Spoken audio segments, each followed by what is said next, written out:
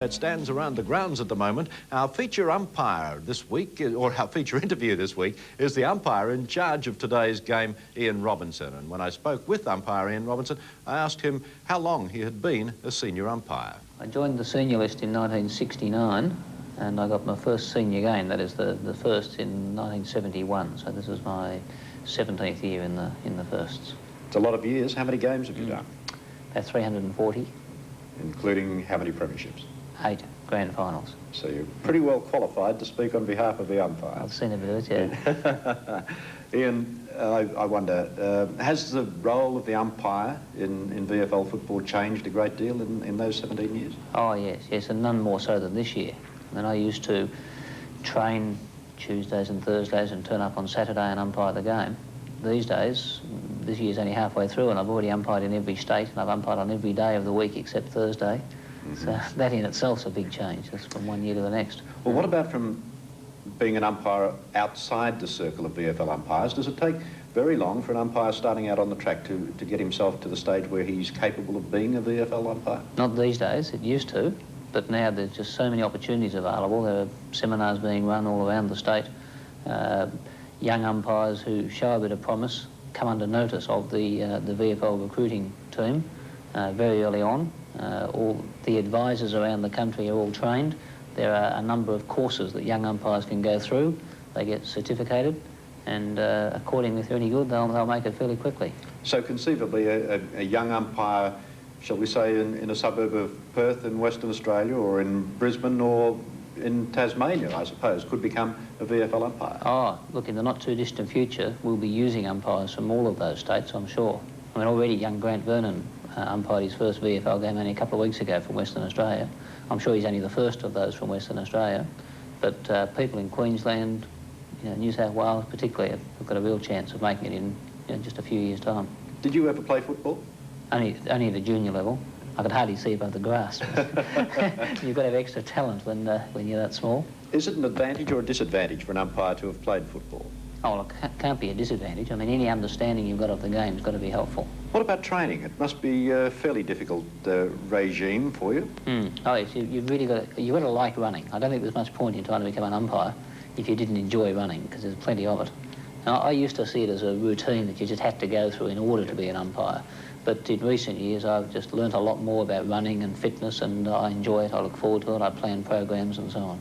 Well, how much running would an umpire do during the course of a game? In a game?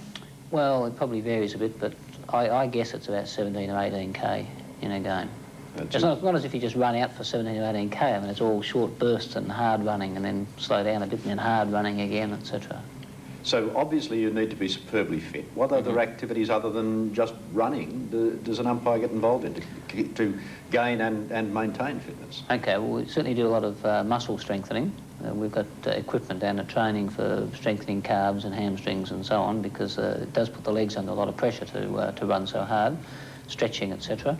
And I take a lot of interest in nutrition, just in what foods are good for building up energy just before a game and that sort of thing. With such a heavy schedule in front of you as an umpire, how do you socialise? Where do you relax? Oh, it's not hard at all. There's still plenty of time in the rest of the week. It's not as if we don't relax while umpiring. It's a great fraternity among the umpires. And if you just come along the training, you'll hear it and feel it. Yeah. People actually enjoy the training. It's not a chore, and that's almost socialising, just being there and being part of all of that. Do you have a drink with the players after a game? Oh, yes, yes. Well, unfortunately, there's a few clubs this year have cut it out. They don't entertain the visiting teams, and corresponding to the umpires as well, which is sad, but most still do. In the past, they all have. When we return, Ian Robinson tells of the players who staged for free kicks. Next on the VFL Match of the Day. Welcome back to the VFL Sports Centre now as we continue our profile of umpire Ian Robinson. And to start this segment, I asked Ian whether or not umpires felt it was necessary to have time before or after a game to communicate with players. We go around before the game starts and meet the new players and just wish everybody well. But, I mean, there's no more time than to say, "G'day, Jack, hope you have a good day," or something like that. After the game, there is a chance to get to know them a bit more as people, and particularly for them to get to know you. So that it's just a lot easier to relate to someone you know than someone you don't. Do you find that some players are more difficult to umpire than others because of the way they play the game? Oh, yes, I think that's always going to happen. You'll have players who are... There are certain players who will try to win free kicks easily, if you like. They feel a little tap and they'll fall forward or throw their arms back as if they've been grabbed worse than they really have. I mean, that's part of the game. We're used to that. When you see a player that does that, do you then think twice before you're giving him a free kick? Oh, yeah, you've got to use your judgment. Yeah. I mean, occasionally something will be put over you, you're pretty determined it won't happen again after that. Well, extending from that point a bit, how much does interpretation take place as far as the rules are concerned? Is the interpretation of a rule left pretty much up to the individual umpire? Well, we spend a lot of time going over interpretations in areas that are difficult. We see multiple video clips of the same sort of incident over and over again and told, you know, that one is a free and that one's not and this one's play on, etc. And, you know, they can be quite close, but we really work hard at trying to get a uniform interpretation. But the game is just such that that's, you know, it's an impossible aim, but we can still aim at it. So you fellows, as umpires, argue amongst yourselves over decisions as well? Oh, we can have decisions and we can slow them down and see them 4 or 5 times in slow motion. We can have a room with, say, 20 grand finals experience in there, and you'll still get them divided on some decisions. I don't think there's any doubt that players at times get frustrated with umpires. Do umpires get frustrated with players? Oh, occasionally. Well, one of the things we really try to do is just keep our composure. If things get a bit hot out there, if the umpire's also a bit edgy, that's not going to help things at all. So we really just try to keep our composure, but from time to time we're human and you just might get upset. What about the approach to umpiring by the Victorian Football Umpires Association?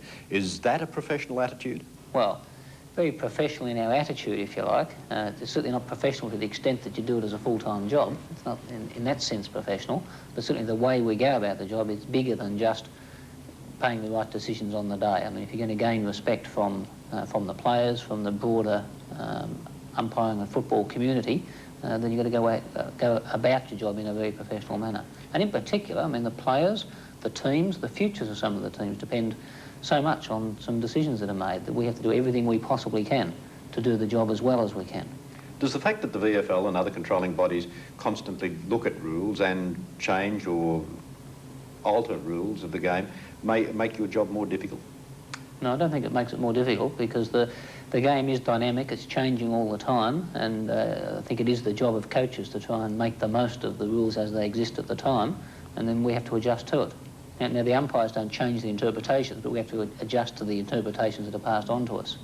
Well, with 17 years in the game, would you recommend umpiring to any young bloke that felt that way inclined? Oh, more so than ever now. I really do. I mean, now it's just terrific to be part of it. I mean, this national scene and the excitement of bringing in teams from Perth and Brisbane and not so long ago Sydney, etc., and to be part of that whole scene and to mix with so many people involved in football, I think it's fantastic. It sounds pretty much as though you're very much in favour of the expanded competition. Oh, I think it's terrific. I mean, there's got to be some casualties when you have such big changes, and that's unfortunate, but for the game of football itself, I think it's superb. Umpire Ian Robinson there.